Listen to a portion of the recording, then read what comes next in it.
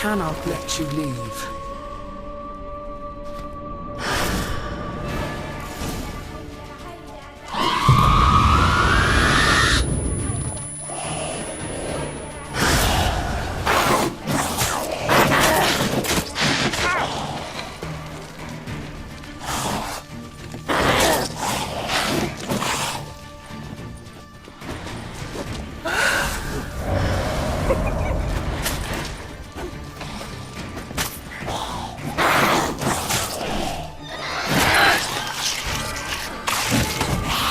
Blood should knock back a vial.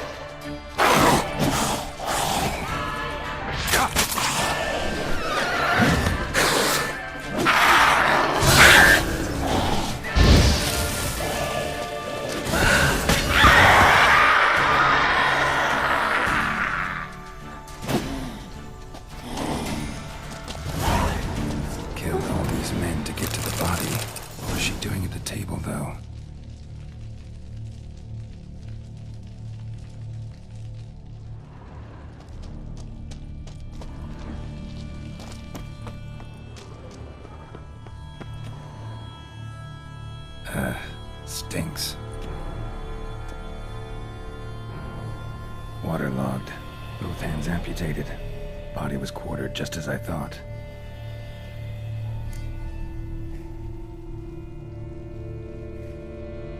Laid in water for some time. Head swollen, and something took a few bites out of it. Something in the throat. A pouch, bulging with coins. Nilfgaardian florins, from several different provinces. If the murderer did this, means we're dealing with a sentient thinking beast.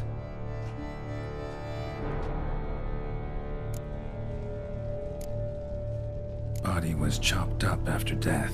Blows struck with great force, but bones sliced through, not crushed. Creature that killed him had long claws, sharp as a witcher's blade.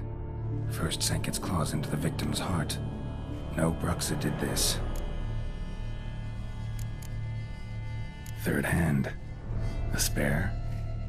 Except it's clearly not the victim's. Guardsmen must have not noticed it as they picked everything up. How's this possible? Still warm. Blood still flowing. Several monster species can regenerate. Never heard of that happening to their severed limbs, though. Or of their limbs seeming completely alive after so much time. Examine the tissue more closely later. Might learn something.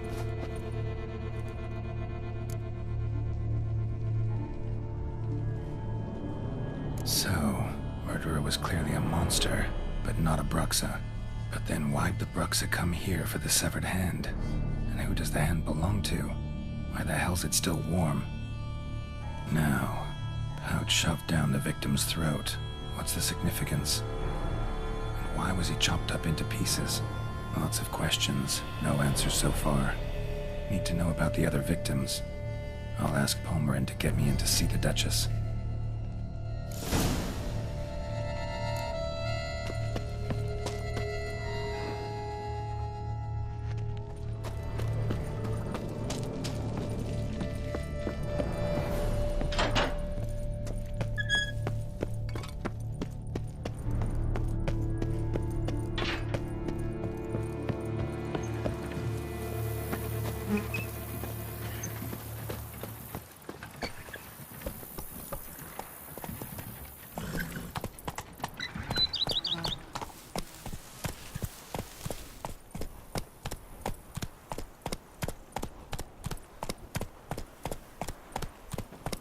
Slow now. Whoa.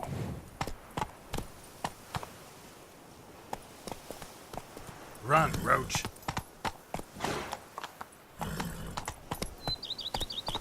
Hey-ya!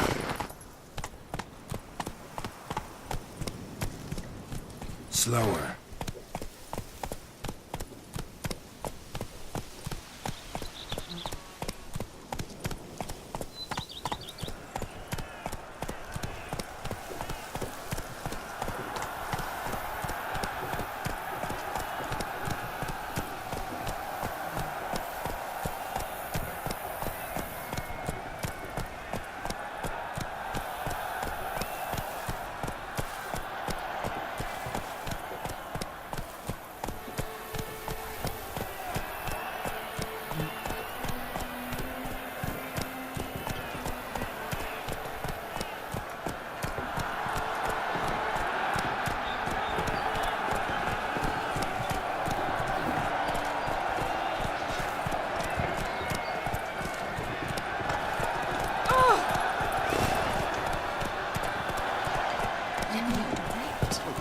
Who'd have thought? Whoa!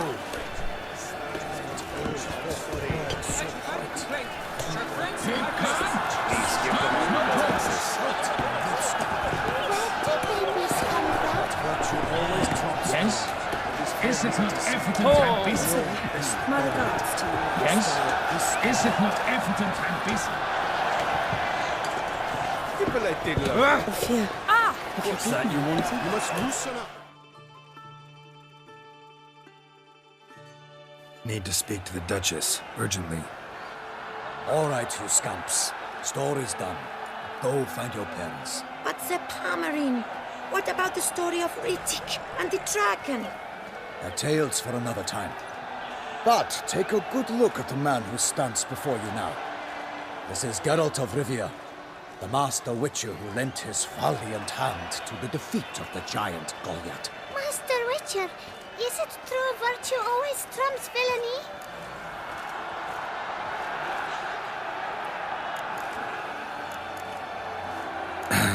Yeah. Virtue always wins. But the Black Knight, he's a villain and he wins. The cutter of Casteldaccia, too. Moral victory. That's what counts. Rubbish. Now, that will do for questions. Go find your parents. Her Enlightened Highness has doubtless arrived at the tourney grounds to watch the battle in the arena. If we hurry, we'll be in time to speak with her before the spectacle begins. Lead the way.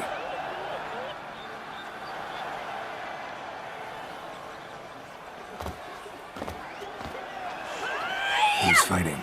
Nilfgaardian gladiators? Close, but not quite. As you will soon see. Someone's gonna fight a Shaelmaar? With only some bells on its tail to confuse it, slow it down? Whatever is the problem? The beast is a gift from the Emperor, no less.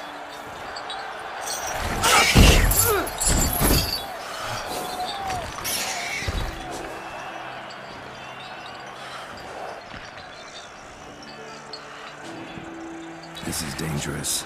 Bells on its tail aren't enough. I saw a spectacle of the swords of the arena in Nuremberg. There, a knight defeated a Shaelmaar with bells on its tail. Might have gotten lucky. Shaelmaar might have been lame. Who knows? Only a Witcher has a real chance against a healthy Shaelmaar. And that's not even every Witcher. Besides which, releasing a monster that dangerous in front of a crowd, plain irresponsible. Who's going to fight the beast? Guillaume, the young man you met. Yeah. Mentioned he'd promised his heart's capture a monster trophy. Great love demands great sacrifices. Let's go.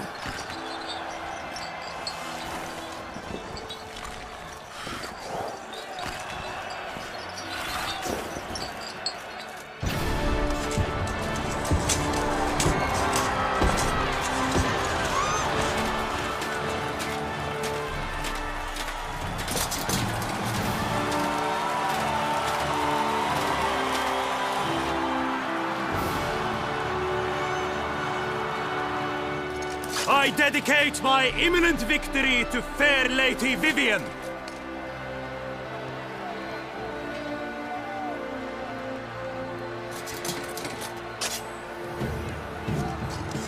It's begun. The fight shall have to end first. We must wait.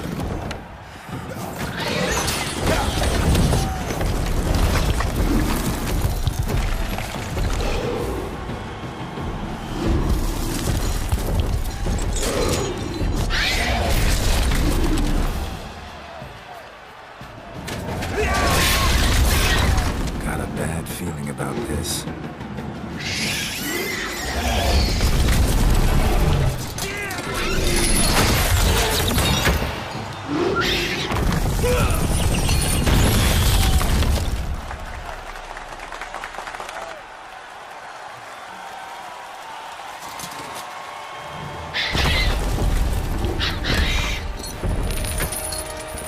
Damn it.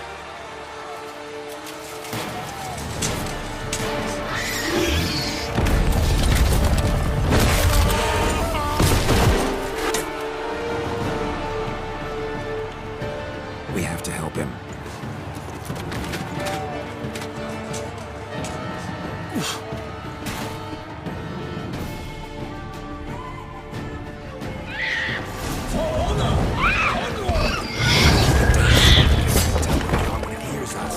Alas, unnightly, the beast heaved its foul girth, the beast roared and knocked him to earth. One man out, fight, its out with flame, and thus the witch's life was snuffed.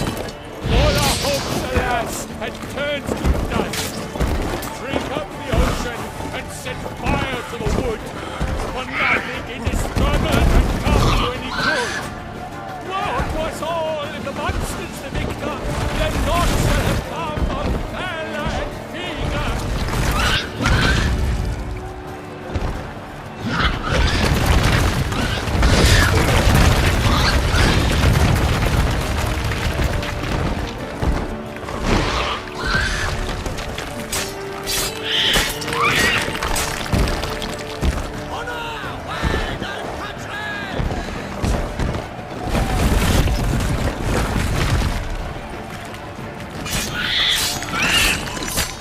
The beast has been weighed by the gods! Prove the witches a triumph against all odds!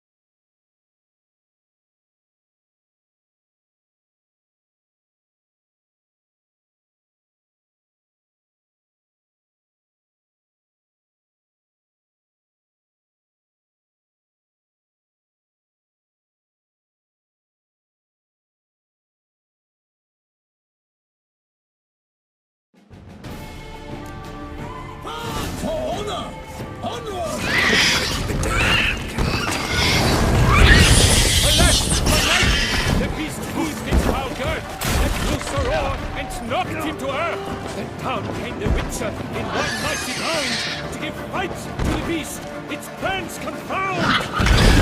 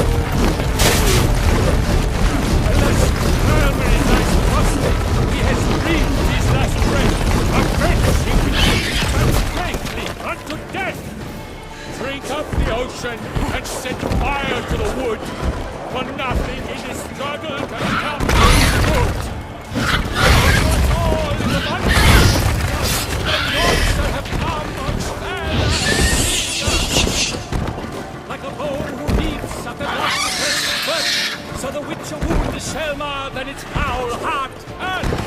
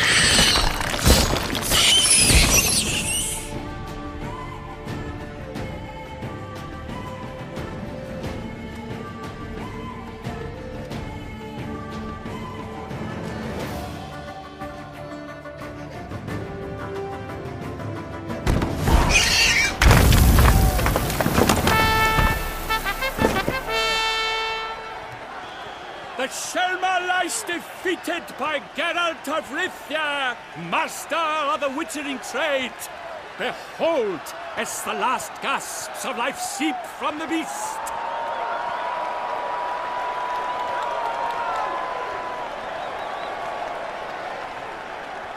Master Geralt, do what you must. Finish the deed!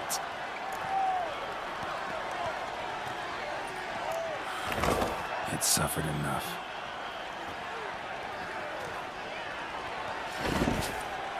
The monster lies slain! The fight is done! Praised be the victors!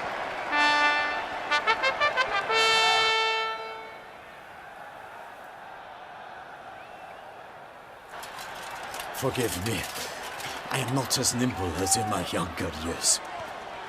You fought bravely. Thanks for your help.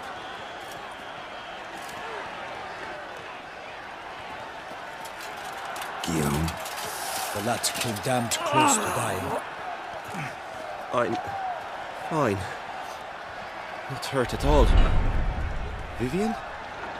Smile as befits a hero and keep silent. Speech clearly paints you. She approaches.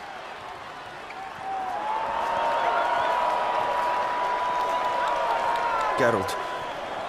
We must talk. Vivian. You shall talk later, in the medic's tent. Geralt, magnificent, breathtaking. Your Grace. We knew that to summon you was a brilliant idea. We are delighted, ravished to have struck upon it. And I'm truly honored. See to our young hero. Hop, hop. For we must make off with Geralt. We should talk. We had been long awaiting your arrival. Had nearly lost hope. Then suddenly, that entrance, so spectacular.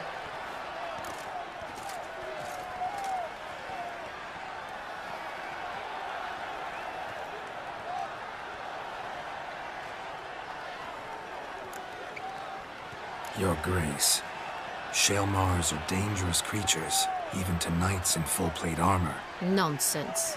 In Toussaint, knights have battled beasts for mere glory since time immemorial. True. Guillaume suffered a few bumps, scars, and bruises, but in return gained eternal glory as he who slew the monster. What about the crowd? Say the Shaelmar had vaulted into the stands. Would have been a massacre. Geralt, though we value your fortuitous intervention in the arena, we would remind you your services have been retained, and as shall soon become clear, you will be generously compensated for completing another task altogether. Your Grace, my contract. I'd like to discuss it. Naturally, but not here. We shall need Damien. He led the investigation pending your arrival. But wherever could he be? Come, we must find him.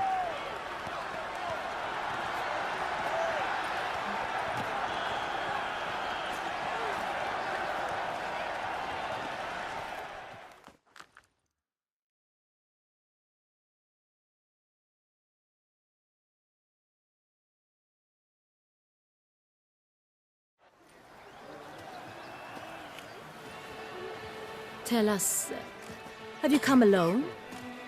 Or did Viscount Julian accompany you? Wish to see Dandelion, Your Grace? Yes. I mean, no. Yes. But solely to tell him we regret. Yes, deeply regret rescinding the death sentence we so justly handed down upon him. If we could turn back time, we would make certain he sat in a tower till he rotted. No, we would ensure he was broken on the wheel, then drawn, hanged, and quartered.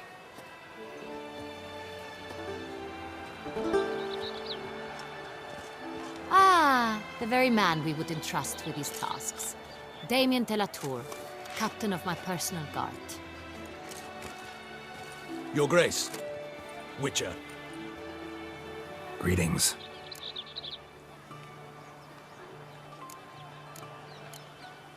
Sorry to have to tell you, but the guardsman handling the last victim's body... I know already. The creature in the cellar of Corvo Bianco. Was it the beast? No. A Bruxa, a kind of vampire. Not the beast, but tied to it in some way. You know this how? Through careful analysis of the evidence, both on the riverbank and at Corvo Bianco. Do you mean to insinuate the investigation thus far has been sloppy? Geralt insinuates nothing of the sort. We must listen to him attentively.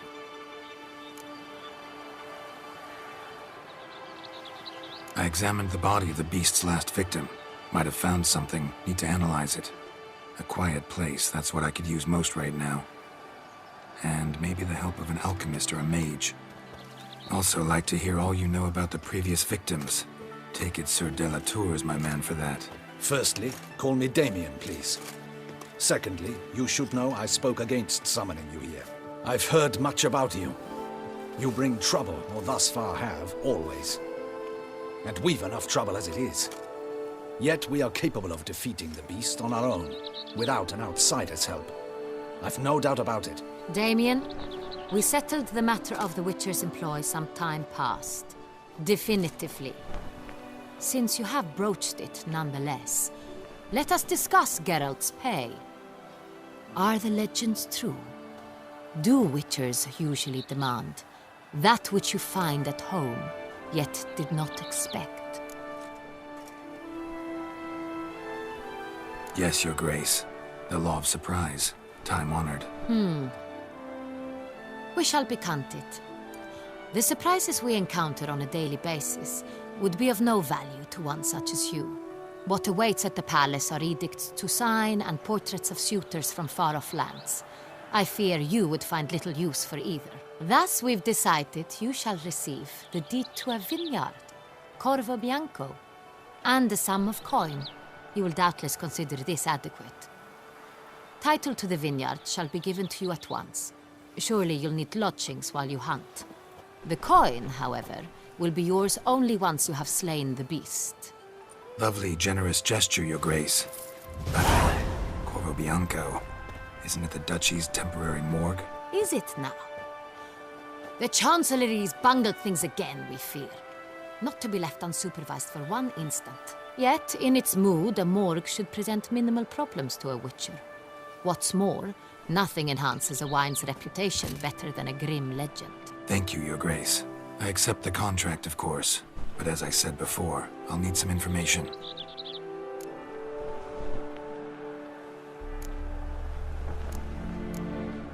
Second murder. Tell me what you know. In the city, there are certain nooks. No one reasonable ventures there after dark. Ramon Dulac's corpse was found in one such place. With the first murder, terror gripped the city. Its inhabitants grew wary, kept to safe areas. Consequently, news of the second victim came to us from a group of concerned cut-purses. Criminals fear the beast? Telling in a way. Take it you've excluded the possibility that Ramon died at the hands of these bandits. Do you believe me an amateur? Not hands, but claws killed Ramon Dulac. The wound was deep, clean. His body was found in the gutter, dressed in nightshirt and cap, a pillow placed under his head, and his sword replaced by a bed warmer. Ramon Dulac, a knight who but a dozen years past was an advisor to our father, the Duke. Someone went to a lot of trouble to make him look ridiculous. Maybe revenge was the motive. It's not out of the question. Dulac had shady dealings with the criminal underworld, but no one ever came forth with concrete proof of any misdoings. How'd it start? Who was the first victim? Crespi was the first to die. He was famed once for his many glorious tournament victories. Then he grew old, hung up his sword, and took to winemaking. Crespi was not loved by the wine merchants. He was ruthless in business and thought to cheat many a time. He asked us for a dispensation from all court ceremonies. We did not grant it. We could not. Once you've taken the oath of a knight, you remain a knight till death. How'd he die? Where'd they find the body? Quite unusual, the circumstance. He was at a feast when suddenly one of his fellow feastgoers noticed he was missing. The town watch found him an hour later. On his hands and knees, propped against the town pillory, his sword hanging from his neck. He had died of wounds inflicted with claws, not a weapon. Blows of great force. So he died suddenly, but the body was on its knees, meaning someone posed it. So it seems. So, first two victims were knights, best years behind them. The same could be said of the third. Sir Delacroix was wont to claim that in modern times knights face new challenges, enterprise being the latest addition to the chivalric virtues. He made a veritable fortune in the grain trade. Palmerin even nicknamed him Sir de la Stinchi. Found a coin pouch on his body. Contained florins dating from various times, hailing from different provinces of the Empire. Delacroix loved coin, true, but had no patience for numismatics.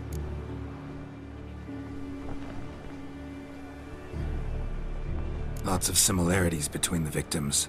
All the bodies were found in strange places under extraordinary circumstances. Seems the murderer, whoever or whatever it is, has some meaning to convey. These were honorable men.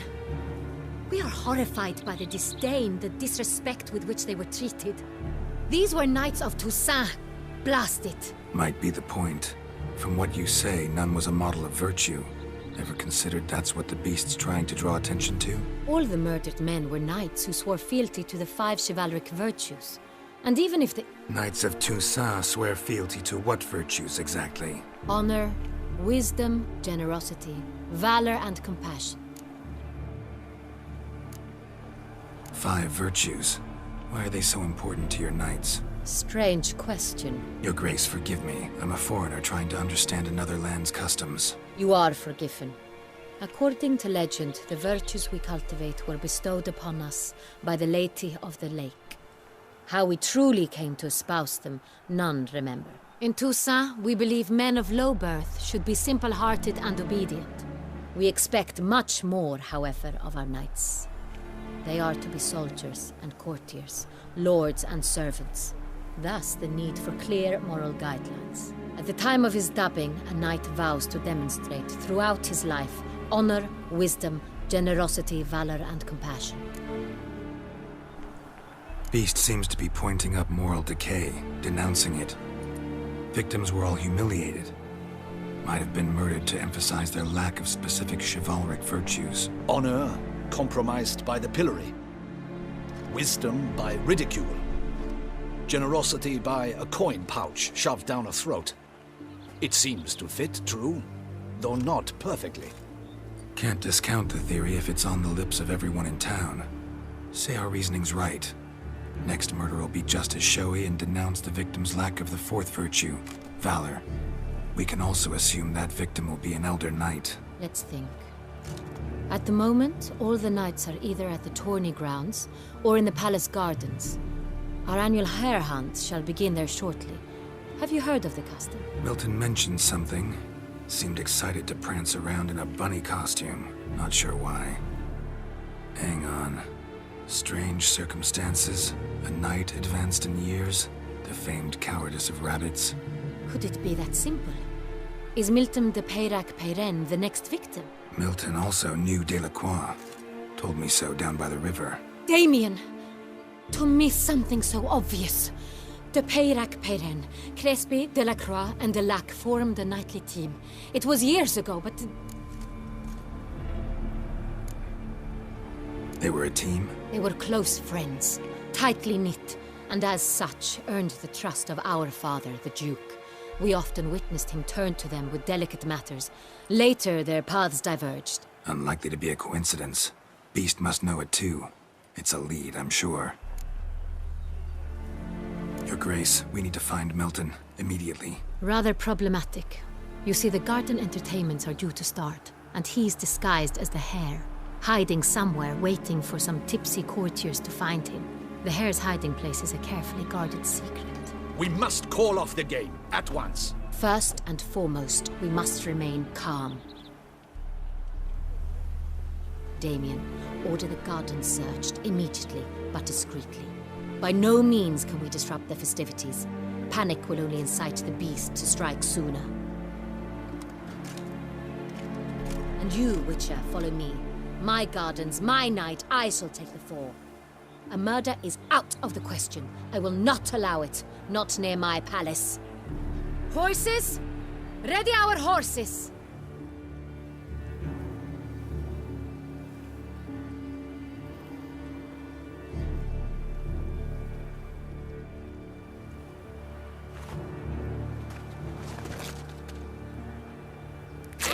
Your Grace!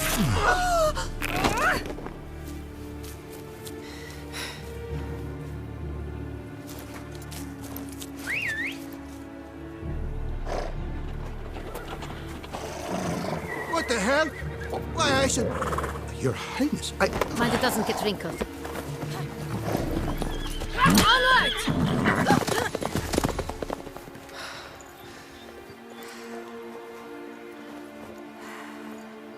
Hey! That is silk! Be careful! Give it to me!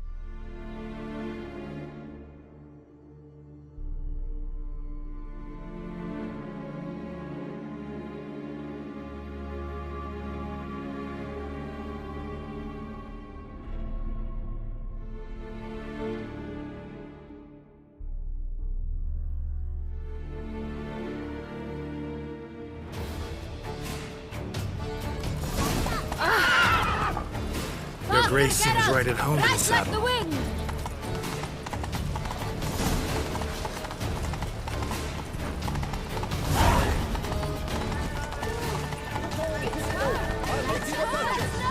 Clear the path! Clear the way, I said! Is this part of the game?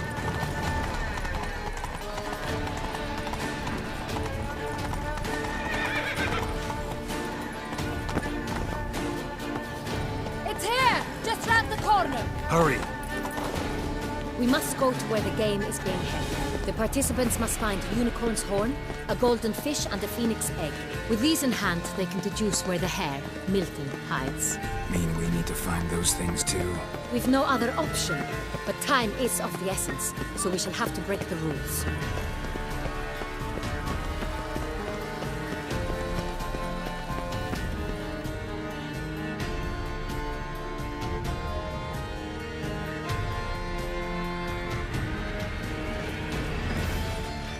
On second thought, through here.